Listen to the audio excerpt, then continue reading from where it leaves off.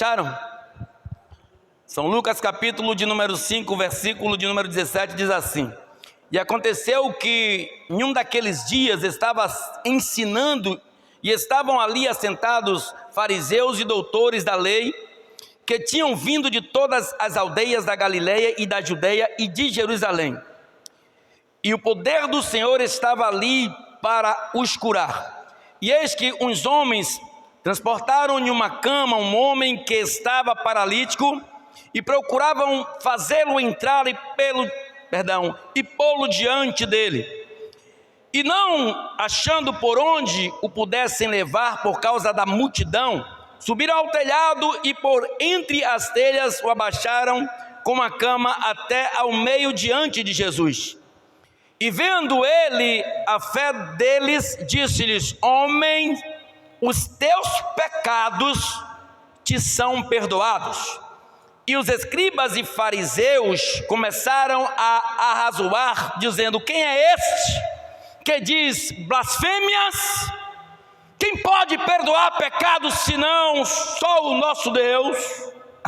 Jesus, porém, conhecendo os seus pensamentos, respondeu e disse-lhes: Que arrazoais em vossos corações? Qual é mais fácil eu dizer: os teus pecados te são perdoados? Ou dizer: levanta-te e anda? Ora, para que saibais que o Filho do Homem tem sobre a terra poder de perdoar pecados, disse ao paralítico: a ti te digo, levanta-te, toma a tua cama e vai para a tua casa. E levantando-se logo diante deles e tomando a cama em que estava deitado, foi para a sua casa glorificando a Deus. E todos ficaram maravilhados e glorificaram a Deus e ficaram cheios de temor, dizendo: Hoje vimos prodígios. Amém? Louvado seja Deus. Amados, esse episódio aconteceu logo após Jesus sair de diante de um leproso, o qual ele tinha curado, depois de ele descer das montanhas onde ele estava orando e buscando a Deus.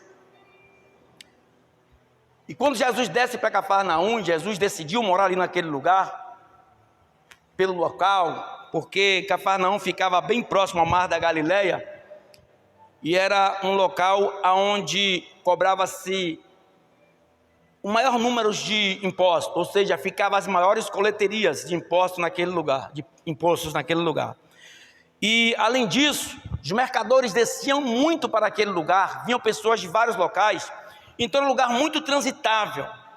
E pela geografia do lugar, Jesus decidiu morar ali em Cafarnaum.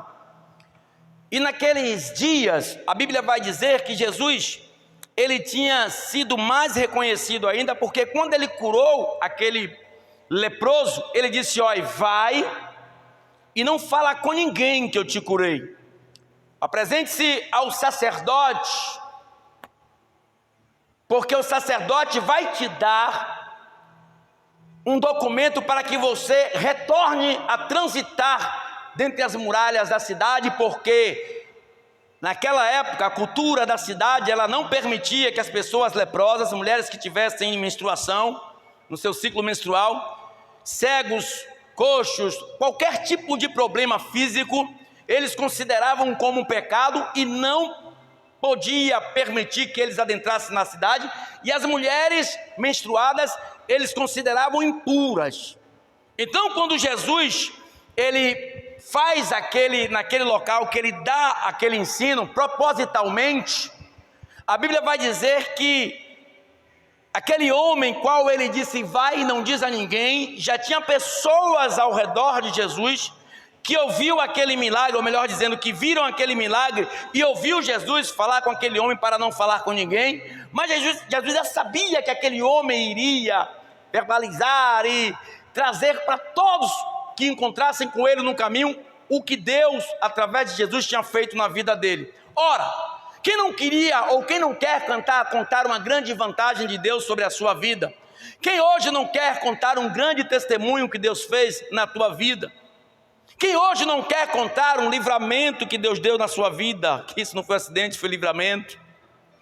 Então, todos querem contar, por quê? A pessoa diz: Deus me visitou. Eu era leproso no último estágio, eu estava quase morrendo, jogado fora das muralhas, aonde nem os meus parentes vinham mais me ver. E de repente Jesus me cura, eu volto para a cidade, me apresento ao sacerdote, e ele olha para mim, vê eu curado, porque eles me conheciam, e eu não vou falar do milagre de Jesus. E Jesus desce para Cafarnaum, e observa aquele lugar, e vê a geografia daquele lugar, e disse: aqui é onde eu quero fazer e constituir o meu ministério. E Jesus fez o ministério dele em Cafarnaum durante 3 anos e 6 meses, até a sua partida e ressurreição. Igreja, você está aqui hoje porque Jesus permitiu. Pela sua cara embirrada, pela sua tristeza. Sabe o que está acontecendo aqui nessa noite e você não percebeu? Eu te disse ali: opressão.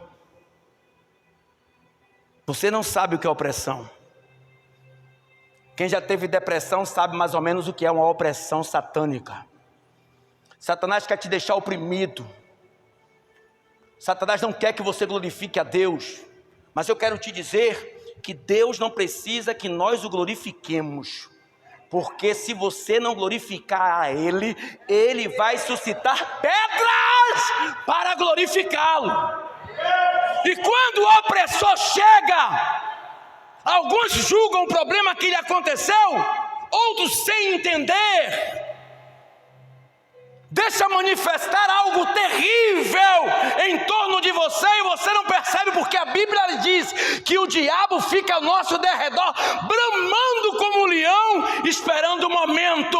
E se você der legalidade a Satanás, pode ter certeza que uma hora ou outra ele vai entrar. É opressão.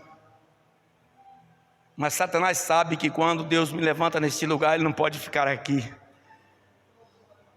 Porque maior é aquele que está dentro de mim do que aquele que está rodeando esta igreja, tentando matar a sua fé. E Jesus, quando ele estava em casa, Cafarnaum ficava às margens da Galileia.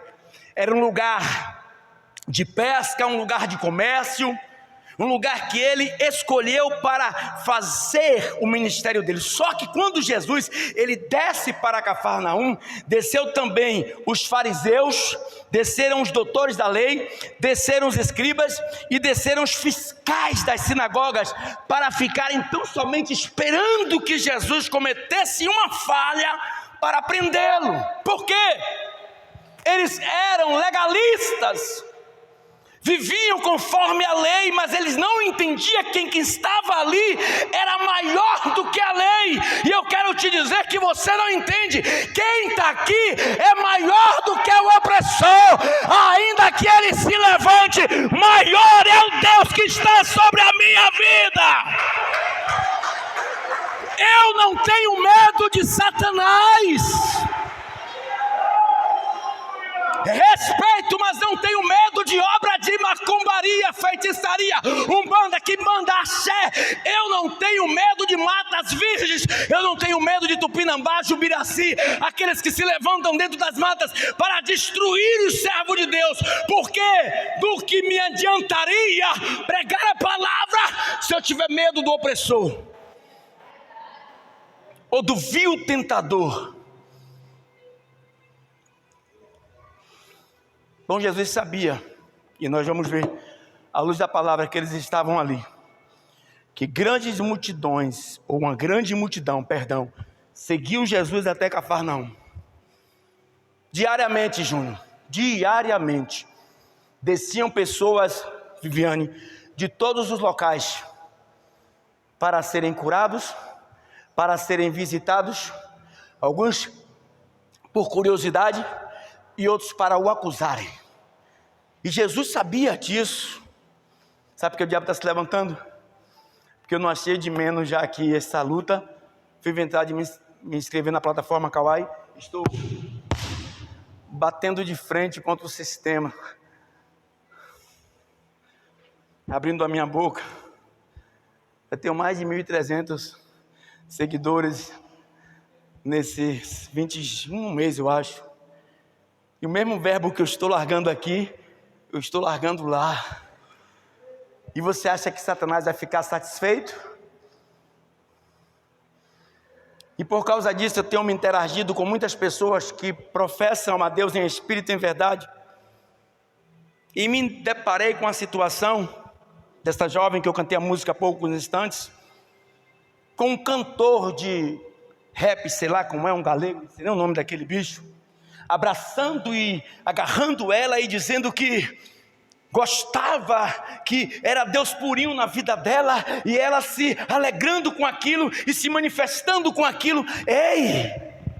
Jesus disse que por causa do nome dele, o mundo odiaria aquele que verdadeiramente confessa a Jesus como Senhor e Salvador da sua vida. Ou seja, a luz, ela não tem aliança com as trevas. Tenha medo desta geração de adoradores. Pastor, o senhor está sendo religioso. Me chamaram de religioso quando eu disse que não vou no estádio de futebol. O que é que tem no estádio de futebol, Moisés? Acho que há 25 dias, mais ou menos, uma menina, uma jovem foi morta com a garrafada. O que é que tem estádio de futebol a não ser droga, prostituições e coisas dessa natureza? Cabe o adorador no meio das trevas. Ele diz que nós somos separados.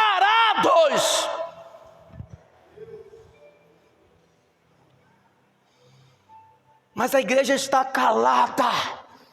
A igreja está se acovardando. A igreja está se emudecendo. E o diabo cada vez mais está se levantando. Por quê? Eu vou te dizer com toda a certeza da minha vida, Rodolfo. Não é por pai de santo, aquele satanista que fica aí fazendo aquelas palhaçadas dele. Não é por causa de igreja católica. Não é por causa de espiritismo, não. São os falsos profetas infiltrados no meio do povo de Deus, manchando o nome de Jesus Cristo.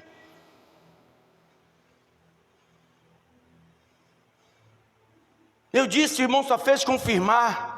Tenha medo desses irmãos que começam a pregar e prega aqui, prega ali, palavra coach aqui, palavra coach ali, e cobra 7, 8, 10, 15, 20 mil reais para pregar. Pode ter certeza que você vai ver, não vai demorar eles estarem candidatos a alguma coisa. E um já se levantou para manifestar o nome de Deus, que são falsos profetas. E se levantaram muitos que já passaram, homens que foram homens de Deus, que cresceram no evangelho, que pregavam a palavra com responsabilidade, se venderam aos deleites desse mundo por causa de dinheiro e posição. Eu não dou 100 reais para um cara pregar aqui, quanto mais 1.000, quanto mais 10 mil. Aí os pastores sem visão, os pastores sem nenhuma visão, ficam oprimindo as ovelhas para pedir bênçãos, para juntar um montante para trazer esses desgraçados para cima do altar, manchando o altar de Deus. E Deus diz que esse lugar é santo. Ofni, Finéias, filho do sacerdote Eli. Nesta época, Samuel já estava na casa de Eli, jovem, advertindo Ofni e Finéias: cuidado com as ações de vocês. Esse lugar aqui é chamado Santo dos Santos. Vocês não podem entrar e pegar o dinheiro.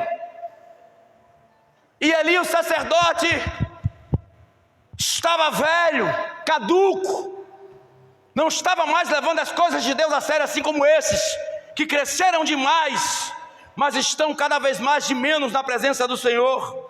Apagados como o sacerdote Eli, visado por uma mancha negra chamada Lúcifer, muitos fazendo pacto na maçonaria para ficarem ricos, vendendo a alma a Satanás e usando a boca, entre aspas, para dizer que está adorando a Deus.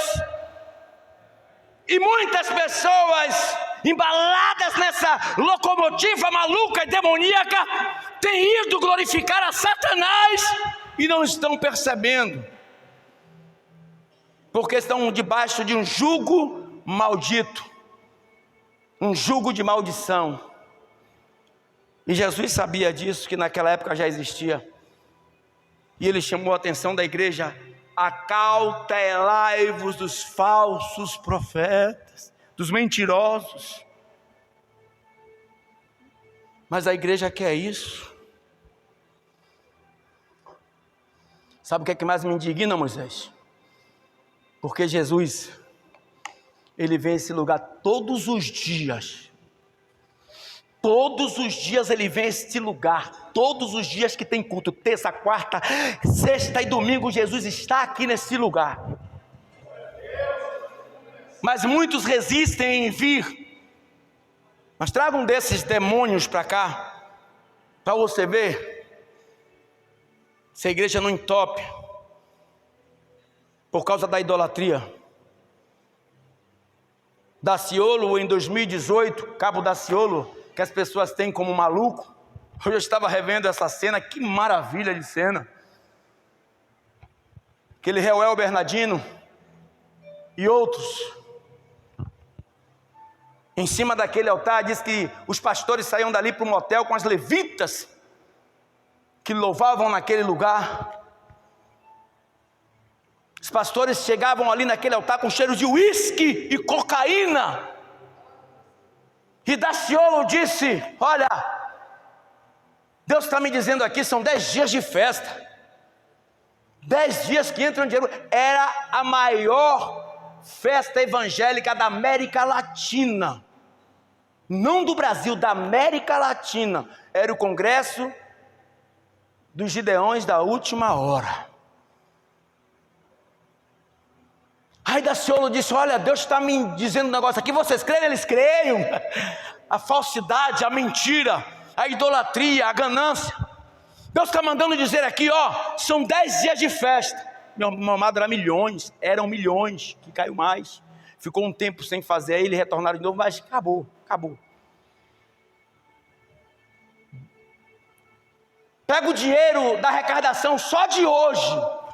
Vai na internet que você vai ver. Só de hoje. Fecha a porta da igreja ou do salão, de onde era. E pega esse dinheiro de hoje e divide com o público que aqui está.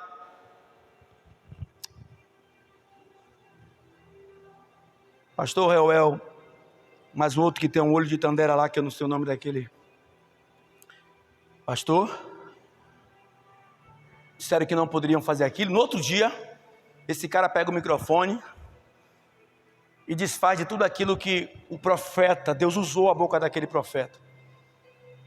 Porque depois daqueles dias, esse Reuel pega o microfone e diz que Deus estava mostrando a ele que estava levantando 10 pessoas naquele momento com R$1.000.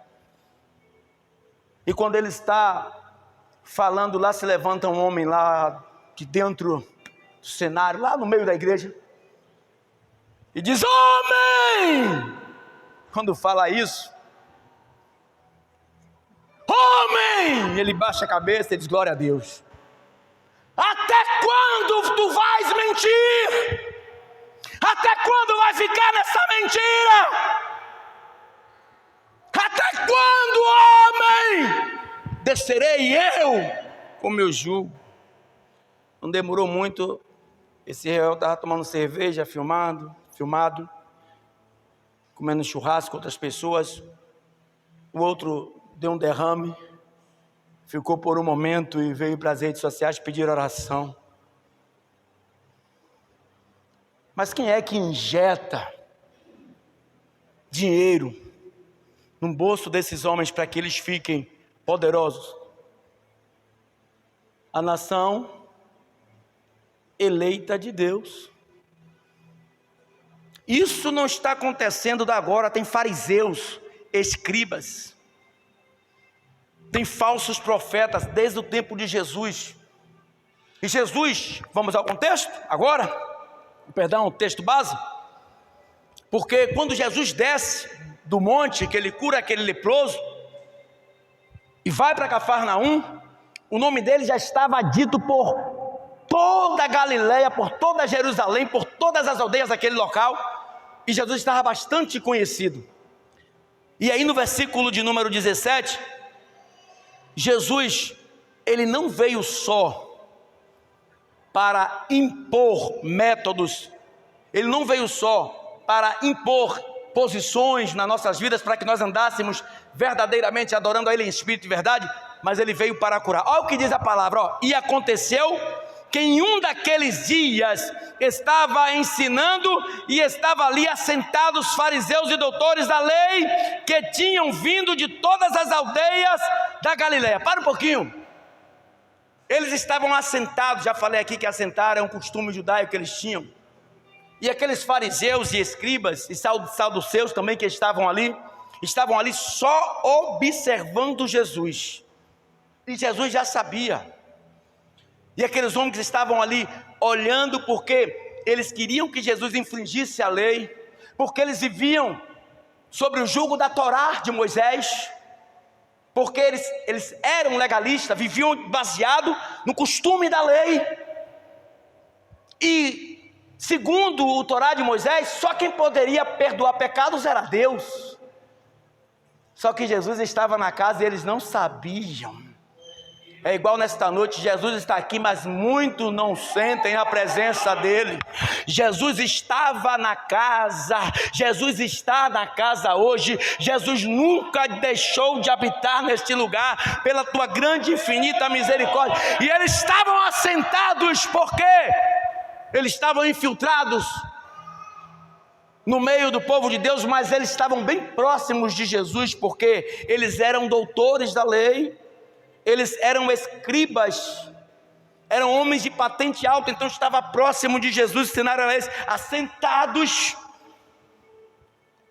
e vieram da Judéia e de Jerusalém, e a virtude do Senhor estava com ele para curar.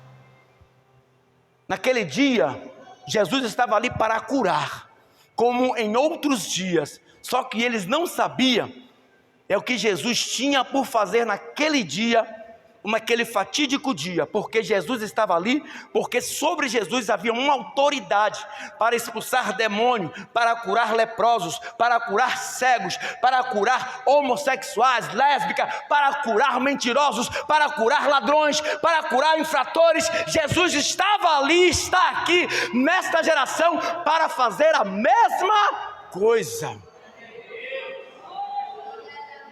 Só que está faltando algo. É fé. Isso que Jesus fala aqui, que ele estava ali para curar, o Lucas, melhor dizendo, um médico, um doutor, está inserido em Isaías 61. Isaías já previu isso, que Jesus vinha, curava e libertava as pessoas, perdoava o pecado das pessoas. E no versículo de número 18 a 19... coloque seu problema, igreja, nas mãos de Deus. Quem tem fé aqui, levanta a mão, mas levanta dizendo, eu sou curado nessa noite. Sabe o que é fé, igreja? Hebreus capítulo 14, firme fundamento das coisas, não se vê a prova daquilo que se espera. Fé é algo inimaginável, fé é algo indescritível, fé é algo que você não vê, mas você acredita que vai acontecer. Então o que é que aconteceu? E eis que uns homens transportaram uma cama com um homem que estava paralítico e procuravam fazê-lo entrar e pô-lo diante dele, mas a casa estava cheia. Todos os dias, a Bíblia vai dizer que em um daqueles dias, porque todos os dias era assim, a casa estava cheia a ponto de aqueles homens procurarem local com aquele homem na cama, imagino, feita de madeira, né? Eles põem o nome de cama, mas era algo que era uma palha, um couro, em cima um pau, de um lado do outro, e 4 homens, um de um lado, outro do outro, um do lado do outro, e levaram. E quando chegaram na casa, imagino eu, eles pedindo licença, o pessoal, eu não vou sair daqui não, rapaz, eu quero ser curado, leva esse homem quer ser curado, melhor dizendo, deixa a gente entrar com ele aí, aqui não, em meu lugar não, e ficavam na ponta dos pés. E Jesus estava tão somente ensinando. Parem, Jesus nesse momento não estava curando, Jesus só estava ensinando. E a Bíblia vai dizer que eles não acharam lugar para entrar. Ó, versículo 19: e não achando por onde o pudessem levar, por causa da multidão, subiram ao telhado e por entre as telhas o abaixaram com uma cama até o meio diante de Jesus. Rapaz, aquilo chamou a atenção de Jesus de uma forma, não pelo paralítico, mas pelos homens, Júnior, descendo pelo telhado. Imagina o trabalho que não deve ter dado, subir pelo fundo da casa, porque na frente não podia entrar, no fundo ninguém estava. Imagina eu que eles botaram ali algumas pedras, fizeram alguma coisa de pau para subir com aquele homem. Olha o trabalho. E quando chegaram no telhado, eles calcularam o lugar onde Jesus estava, olhando de fora, e fizeram tudo conforme a vontade de Deus, porque Deus quer ver a tua ação, para que Ele possa entrar com uma reação. E quando eles chegaram até aquele local, eles tiraram o telhado. Imagina a cena. E quando começaram a ficar atônitos, que só desce quando olha para cima, o clarão do sol, porque o telhado se abriu, desce aquele homem na cama e para bem defronte de Jesus. Imagine os tombos que aquele paralítico não deve ter tomado, porque não é uma ação fácil. Você pegar um local, uma esteira com paus de um lado e de outro, e 4 homens, por mais fortes que sejam, levaram outro homem para subir uma altura de 3 metros, para andar, não sei se 2, 3 metros, até onde Jesus estava, para depois destelhar a casa, Wesley, e depois descer aquele homem. Óbvio que não desceram inclinado. Eu imagino que alguns segurando o pescoço do paralítico para não cair, outros 2 segurando a beira da cama, o outro pulou antes para segurar embaixo, porque tudo tem seu preço. E é isso que você não entende. O deserto de Deus na tua vida é para te fazer crescer. O deserto de Deus na tua vida é para te fazer mais fervoroso diante dEle, para que você não chegue na casa dEle e venha prestar um culto como esse. E de repente vê aquele cenário. Eu vou falar, porque não precisa você estudar muito para saber disso. Fisicamente, um pulou logo, André, ficou lá embaixo. Eu imagino que igual o André assim, que é fortão. Você, André, que é malhado, desça. Você não é malhado, desça. Quem vai pegar o peso é você. O outro segurou no pescoço, no corpo do paralítico, para não escorregar da cama, ou até amarraram, e ficaram os 2 lá em cima, descendo devagarinho, e puseram diante de Jesus. Quando Jesus olha aquilo, olha para o irmão que está do teu lado aí. Mas olha, né, Jargão? Olha para o irmão que está do seu lado. O que é que você sentiu no olhar desse irmão? O que é que você sentiu? Quando Jesus olhou para aquilo ali, aquilo encheu o coração de Jesus de alegria. Por quê? Jesus sabia a qualidade de pessoas que estavam ali, o tipo de pessoas que estavam ali. Mas aqueles 4 homens, aqueles homens não.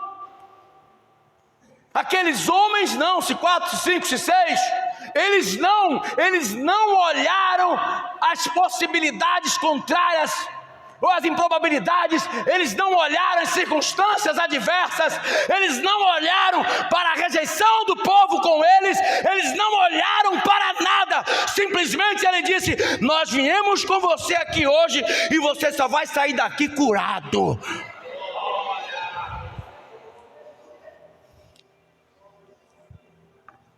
Jesus, ele gosta de crente que seja audacioso e que não tenha medo de enfrentar as batalhas diárias, porque o diabo todos os dias ele procura uma ocasião para te matar, te destruir, porque ele sabe que da maneira que você está, se tu morre, aí quando o espírito da morte se apossou de você, Jesus disse: agora não, porque sexta-feira ele vai estar lá na igreja. Quando o espírito da morte estava para lhe pregar com a colisão, ele disse: agora não, porque Ele tem poder de parar as águas, Ele tem poder de parar os ventos, Ele tem poder de apagar chamas, Ele tem poder de abrir as águas, Ele tem poder sobre o espírito da morte, Ele tem poder sobre a mim, sobre a tua vida.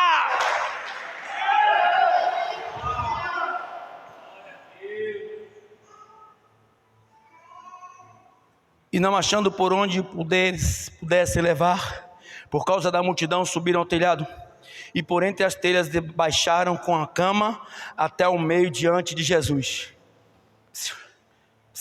Jesus está te vendo nesta noite. Olha o que diz o versículo número 20. E vendo-lhes a fé, Jesus disse ao paralítico: homem, os teus pecados estão... Pronto, aí começou a briga. Foi aí que Jesus cutucou Satanás. Igreja, aprenda a cutucar Satanás com o poder que há sobre a tua vida. Porque você tem um Jesus que desafia a morte, um Jesus que desafia a potestades, os principados. Você tem um Jesus que Ele pode vencer qualquer batalha, Marília. Basta que você creia. Porque a Bíblia vai dizer, e vendo-lhes a fé, Jesus disse ao paralítico: homem, os teus pecados estão perdoados. O que acontece? E os escribas e os fariseus começaram a arrazoar, dizendo: quem é este que diz blasfêmia? Por quê? Até então era blasfêmia. Porque ninguém poderia perdoar pecado se não ser Deus, a não ser Deus, Juan. Eles estavam certos, só que eles não sabiam de quem eles estavam diante. E eles começaram a falar em pensamento, e começaram a olhar para o outro. Não precisaram abrir a boca, porque Jesus sabe de tudo. Ele sonda o teu coração, Ele escaneia o teu pensamento. E Jesus olhando para eles, e eles pensando, vão olhar para o outro assim. Imagina eu. E disseram dentro dos seus pensamentos.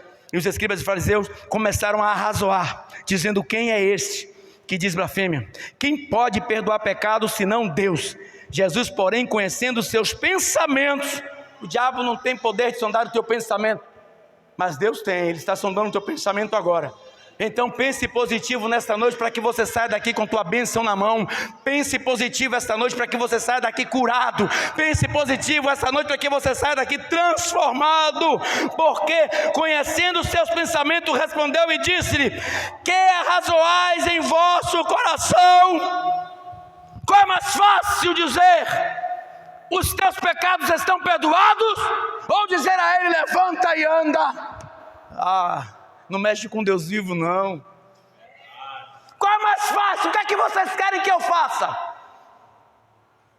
Porque sobre mim, Jesus dizendo, segundo as escrituras narrativas de Lucas, há um poder incontrolável. Ora, para que saibais, 24, que o Filho do Homem tem sobre a terra poder de perdoar pecados, disse ao paralítico: eu te digo, levanta-te, toma a tua cama e vai. Não diga mais alto: levanta, toma a tua cama e vai. Quando terminar o culto aqui, vocês vão para onde?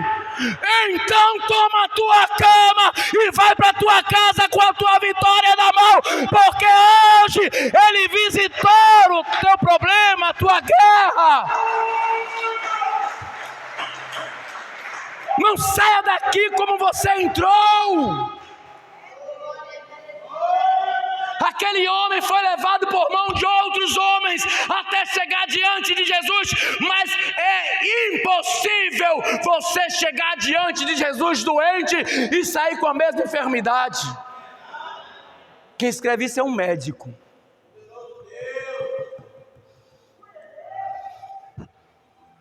Mas não acontece nada comigo. Meu marido está a mesma coisa. Minha mulher está a mesma coisa. No trabalho está a mesma coisa. Minha vida está um marasmo. Parece que ainda tem uns charlatões, uns pilantras de plantão. Parece que depois que eu aceitei Jesus, as coisas ficaram piores. Toma vergonha na cara. Você nunca conheceu Jesus.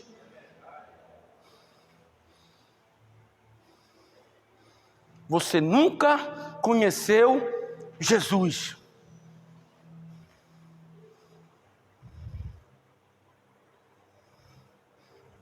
Felipe, vai depressa. Vai depressa uma carruagem que está passando pelo deserto. Vamos ver de uma adoração, eunuco de Candace. Candace era o título. Vai depressa. Por quê? Porque tem um homem que já me conhece por ouvir falar, mas eu quero que ele me conheça, como meu pai fez com Jó, de comigo andar. E aí ele transportou Felipe para aquele lugar, e Felipe vai do lado da carruagem. Imagino eu, quem sabe com camelo, com cavalo, com égua, com jegue. Aí parou do lado dele e disse: homens, está entendendo tu o que está lendo? Como é que eu vou entender se não tem quem me explique? Deus está dizendo: eu quero batizar a crente nessa noite. E de repente ele anunciou a nova aliança, o batismo. Aí ele olha e passa perto de um poço e diz: ali um poço d'água, o que te impede de me batizar?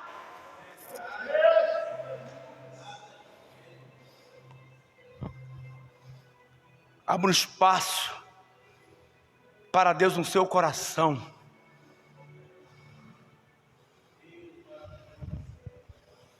Jesus está às portas, André. Nós estamos vendo os sinais. E o maior sinal é o fracasso da igreja contemporânea. Homens de qualquer forma, de qualquer jeito, subindo os altares de Deus, vira subindo ali, Moisés, profanando o altar de Deus,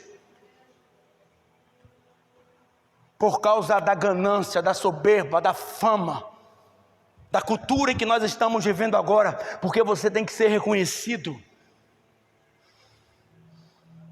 mas não da forma certa, concisa. Eu quero ser conhecido sim, no Brasil inteiro, no mundo inteiro, mas como aquele homem que pregava o evangelho de Cristo, combatendo o mal que estava dentro das igrejas.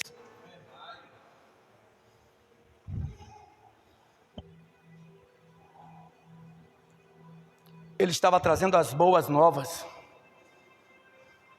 e o povo não estava entendendo. E nós estamos vivendo um fracasso de adoradores. Crentes que se convenceram que Jesus verdadeiramente é o Filho de Deus, mas não se converteram das suas vidas, dos seus maus caminhos.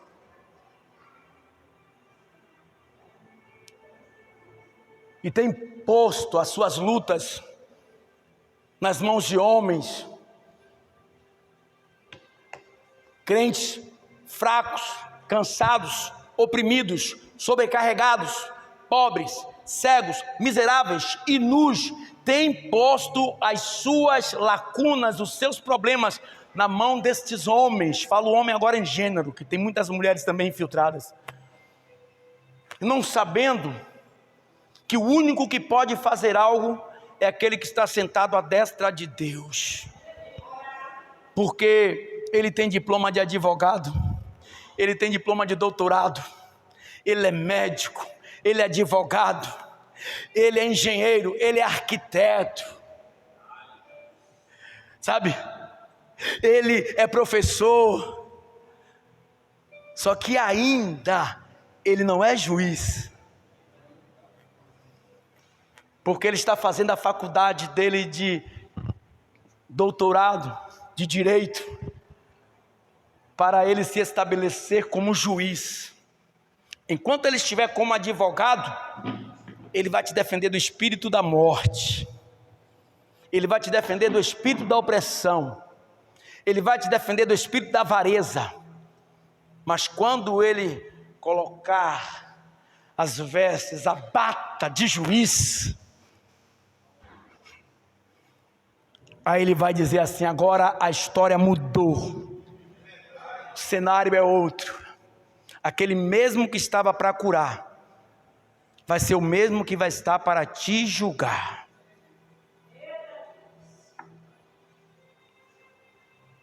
É como ele diz em uma das igrejas, das 7 igrejas na Ásia, a igreja de Laodiceia, a pior igreja que tinha na época.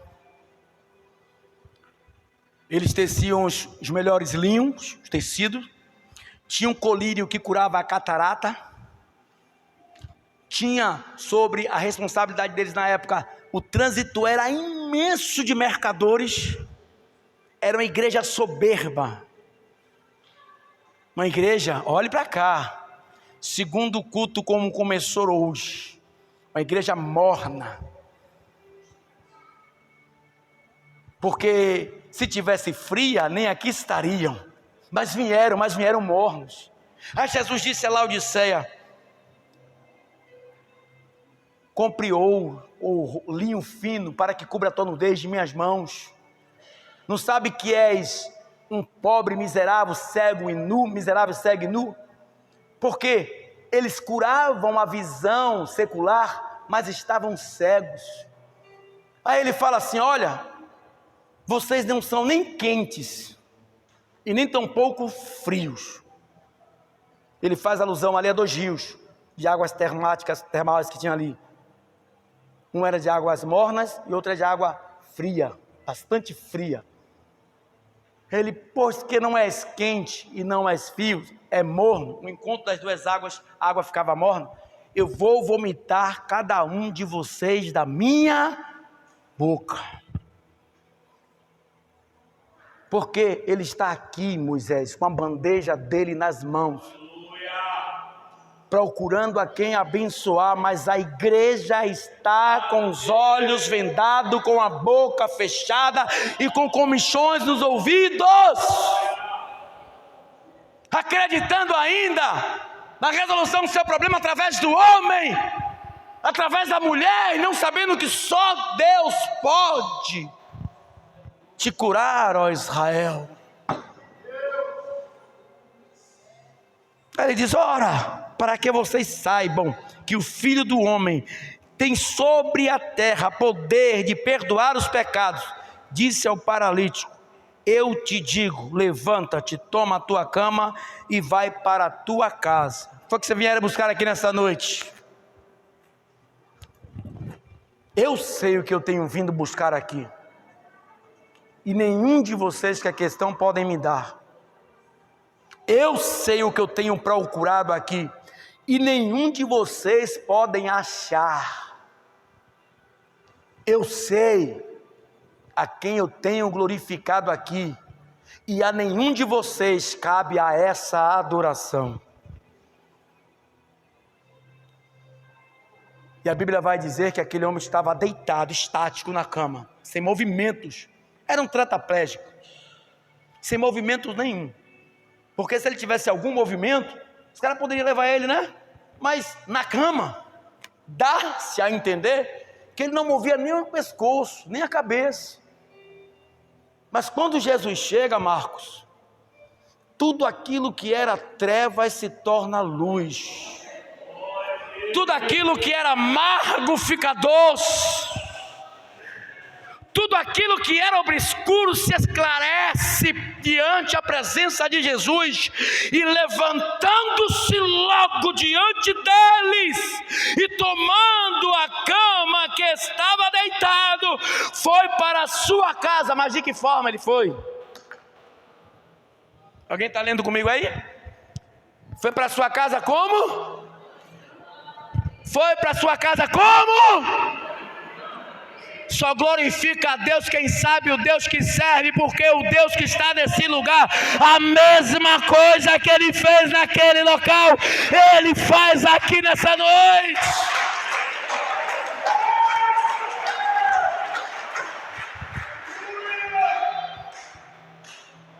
Sabe o que é que mais entristece o coração de Deus?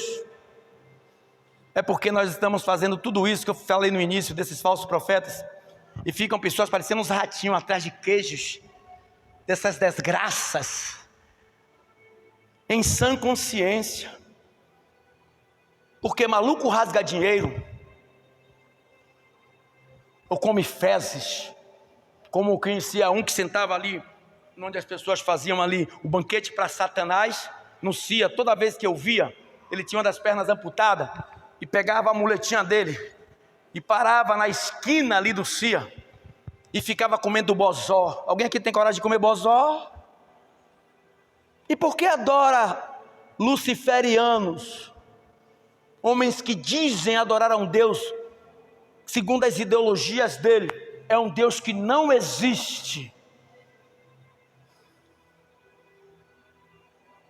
A maior tristeza de Deus não é essa, porque estão fazendo isso de sã consciência. Daqui uns dias vocês vão ver aí o que eu estou falando aqui hoje. Daqui uns dias, sobre idolatria. Eu pedi até alguém para tirar umas fotos para mim e eu filmar. Daqui a uns meses. Estamos em que mês? Junho, agosto, setembro, outubro. Você vai ver o que é baba-ovo.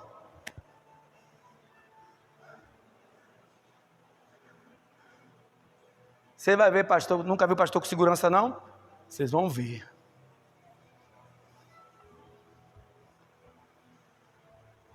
Estavam os fariseus, os escribas, os saduceus, os fiscais do sinédrio, tudo de olho em Jesus. Tinha algum segurança com Jesus? Ele não precisa de segurança. Quem serve a Deus não precisa de segurança. O apóstolo Paulo diz: morrer com Cristo para mim é lucro.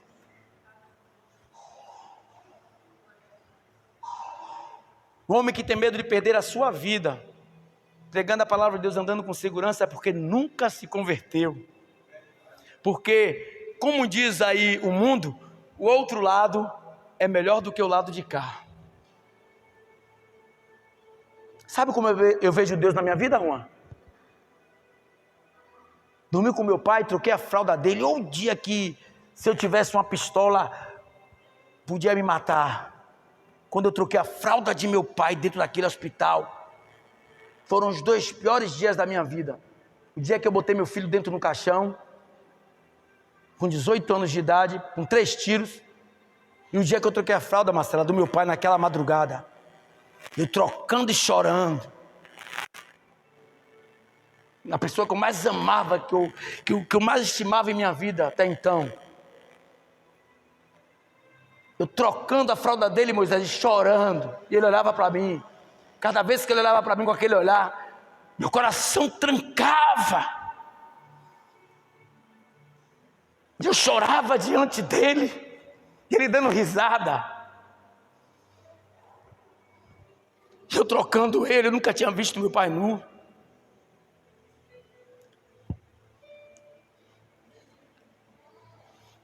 Três horas da manhã, Val, eu não desejo isso para ninguém, nem para esses fariseus.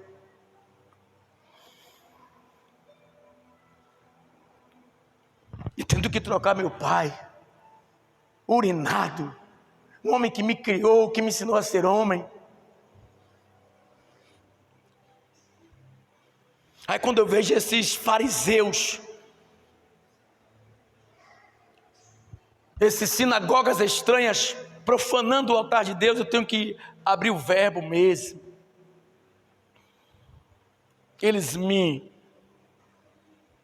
podem me colocar na justiça, abrir um processo contra mim, porque eu estou defendendo um Deus que Ele é doutor, advogado, juiz, é médico, é defensor, é o libertador e é o que tira pecados. E como eu disse, Juan, eu vou voltar a repetir, sabe como é que eu vejo Deus na minha vida, minha amada? Quando esse mesmo coroa que eu troquei a fralda, ele era diácono da igreja. Nos últimos momentos da vida dele, as últimas palavras dele foi: obrigado, meu Deus, obrigado meu Deus, obrigado, meu Deus, e morreu. Eu queria contemplar o que ele estava contemplando naquele momento. Sabe o que eu imaginei, Moisés? Os anjos do Senhor dentro daquele quarto. Eu imagino o querubim com suas 4 asas, com seus 4 rostos. Eu imagino um serafim com suas 6 asas voando em cima daquela cama. E ele contemplando, e ele vendo como Estevão, os céus abertos, e vendo a glória de Deus. Enquanto Estevão disse: Senhor, não imputes dele esse pecado. Pai estava dizendo: obrigado, meu Deus, obrigado, meu Deus. E é nisso que eu vejo Deus na minha vida. Porque hoje eu tenho certeza que Ele está na glória.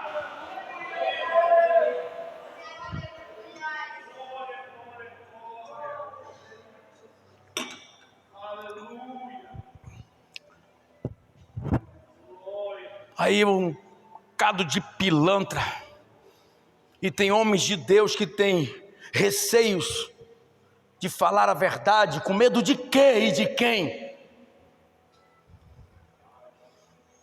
Júnior falou nesse instante aqui: se Deus é por nós, quem será contra nós? Quem tem medo de morte não conheceu os apóstolos. Pastor que tem medo de morte não sondou, não pesquisou sobre os apóstolos. Sabe como foi que Tiago morreu? Decapitado. Fica de joelhos, pegaram a espada e... Sabe como foi que o apóstolo Paulo morreu? Decapitado, cerrado ao meio. Pedro morreu crucificado de cabeça para baixo. Imagina aí a pessoa te furar todo e depois botar você de cabeça para baixo sangrando. Olha que morte terrível, sangue descendo para o cérebro. Aí vem uns pregadores de meia pataca e tem medo da morte. Quem anda com segurança tem medo da morte. Nunca conheceu os apóstolos, ou a história dos apóstolos. Pior ainda, nunca conheceu o Jesus dos apóstolos. Porque quem conhece o Jesus dos apóstolos, quem conhece o Jesus de Paulo, quem conhece o Jesus de Tiago, quem conhece o Jesus de João, quem conhece o Jesus de Mateus, quem conhece o Jesus de Bartimeu, o mesmo que fez a vitória sobre a vida daquele homem, transformando a vida daquele homem, não tem medo da morte. Agora eu vou deixar uma pergunta no ar antes de eu trazer a última estrofe. Quem é você diante de Deus? Vai se acovardar? Vai se vender como esses homens? Vai se calar diante da opressão? Ou vai continuar glorificando a Deus? Tudo isso que nós estamos vendo, todo esse cenário que nós estamos vendo nesses últimos anos, principalmente de 4 anos para cá, é a pregação da palavra de Deus que já pregara lá no Sermão da Montanha. Mesmo ele trazendo para aquele tempo, ele também trouxe uma alusão a esta geração. Muitos te odiarão por causa do meu nome. Quantos já me odeiam aqui, pertinho aqui? Teve uma essa semana que disse ao irmão, eu disse: nem para ele dizer minha frente, eu não vou com a cara desse cara. Quando eu estava lá lavando o carro, me odia por causa do nome de Jesus, porque quer andar como quer, só que aqui não anda como quer, aqui anda como Jesus ordena. A Bíblia diz que aquele que se constitui amigo do mundo, e tem muitos cristãos que estão com amizades seculares, ele se constitui inimigo de Deus. Como é que um filho das trevas vai vir me elogiar, se não andar na mesma linhagem que eu ando, se não servir ao mesmo Deus que eu sirvo? Essa adoração é fraudulenta e mentirosa. Isso não é adoração, isso é idolatria. E aí tem crente que diz, não, porque se uma pessoa dessa aí está ouvindo e Deus vai transformar o coração, ei, não tem ninguém menino. Para ele adorar a Deus, tem que ter mudança de comportamento, mudança de vida. Quando ele está te elogiando e supostamente dizendo que está adorando a Deus, ele está te idolatrando e você está recebendo essa carga todinha.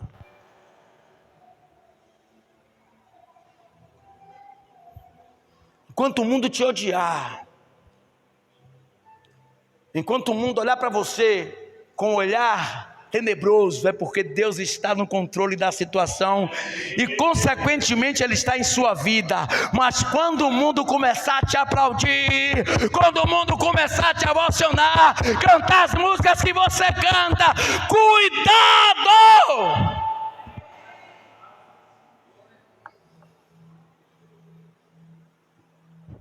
Vou repetir de novo. A maior tristeza de Jesus é que todas as pessoas que seguem essas pessoas são pessoas de sã consciência, sanidade mental em alta. Ou seja, sabem o que estão fazendo, porque a Bíblia, ela não mente. A Bíblia diz através da boca de Jesus, olha, virão muitos em meu nome e tirarão da minha presença até os escolhidos.